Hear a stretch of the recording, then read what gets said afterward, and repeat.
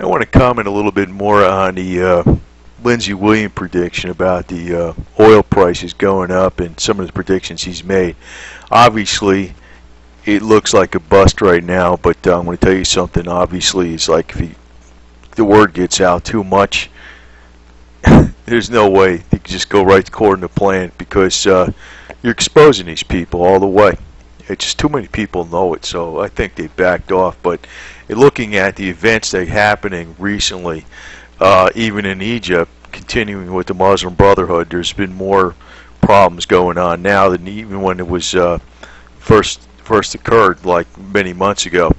Libya hasn't fell to the Muslim Brotherhood, as the way the media has said, and Gaddafi forces are still in control of a lot of places in Libya.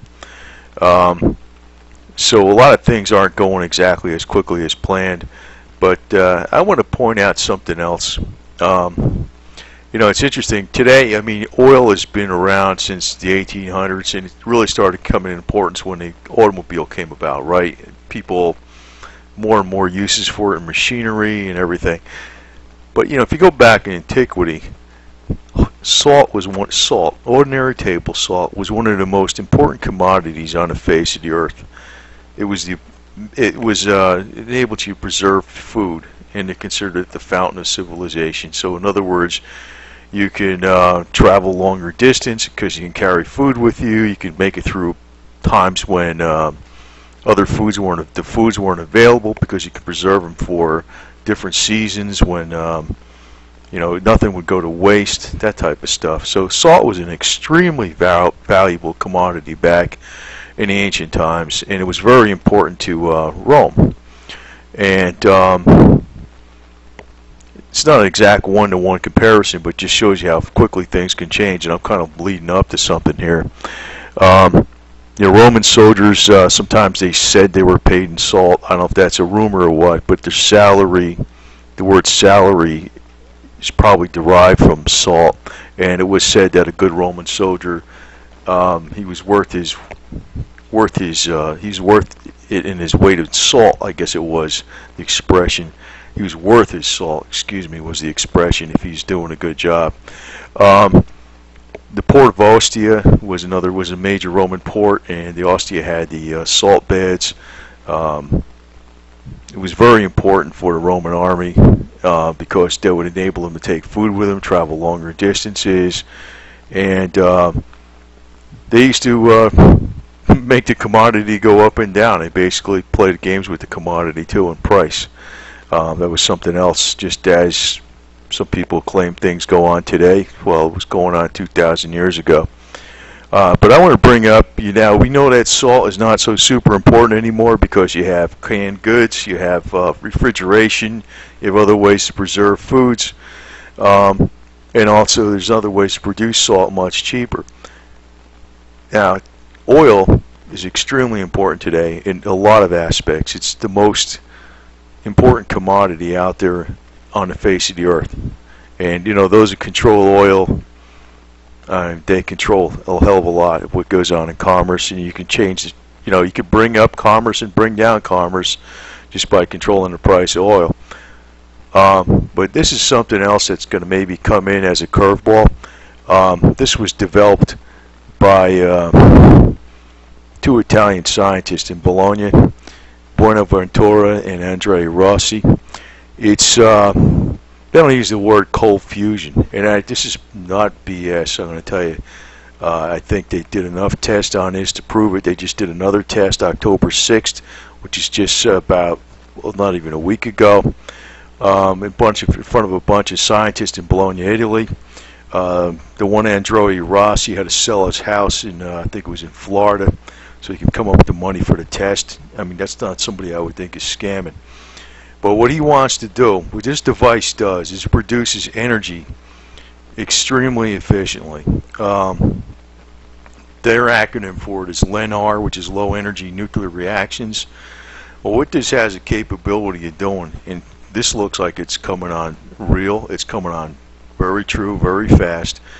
It's going to replace a lot of oil applications in a very, very short time, as long as it starts. Because his first goal is to get this out, design a small, maybe 1 or 2 megawatt plant that'll go right out to the people, and it's going to cost about 500 euros per megawatt output. And then I think how it works, they plug it in, and something heats up for a while, and once it heats up to a certain point, it just runs on its own, and it runs and runs and runs, and every once in a while it has to be serviced. But they estimate the cost to be about 1 cent a kilowatt versus what you're paying for electricity now, 15 cents a kilowatt. So it's extremely, extremely low cost. And I don't think this is BS. Gerald Salenti mentioned it back earlier in 2011 when they first did tests on it, and that was in front of people in the public. Now, how is this going to fit in with the oil prices? If this, you know, I think they're going to do anything they can to stop this, but I don't see how they're going to do it. I mean, it might not take off in the United States, but the first plant, its manufacturing plant, is supposed to be in Greece. So that's going to be a very interesting twist if that occurs. Because if I was an oil company, I mean, I know the game is protect the revenue at all costs, protect that revenue stream at all costs, and that's just the game that always plays. But I mean, there's been things like this for quite a time. I think quite a long time they've been coming out, but I don't know how they're going to stop this guy. It doesn't look like it's going to be stopped, but that might be a curveball into the price of oil. So actually, if they plan to bring up the price, they're probably going to have to do it pretty soon, because I think by next year this is going to gain a lot of momentum.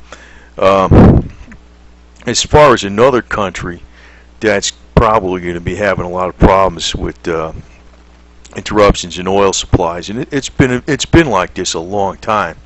In Nigeria, there's always been a lot of problems with sabotage on the oil lines and stuff like that, getting workers to work there, because you know there's a big difference in you know, who's poor and who's rich in that country, and it's basically the you know, people that run the country got all the money, as usual, right?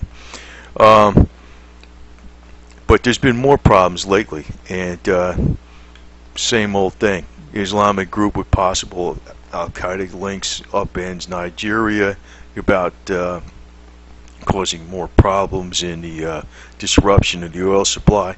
So if you're talking Al-Qaeda links, you're probably talking the same thing that Lindsay Williams was talking about, the Muslim Brotherhood and all that.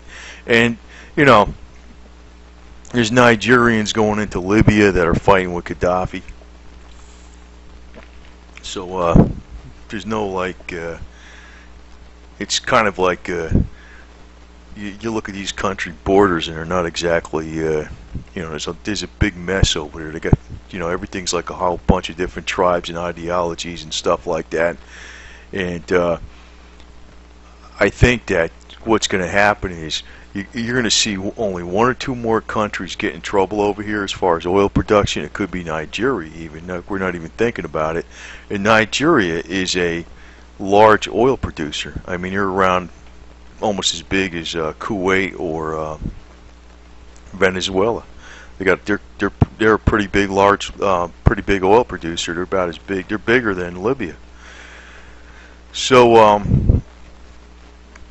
as far as this occurring, it's not going to take too much. If there's another country that goes down, because what's happened is Libya has not just upped their oil production. They got about 10 more months to get back online where they were.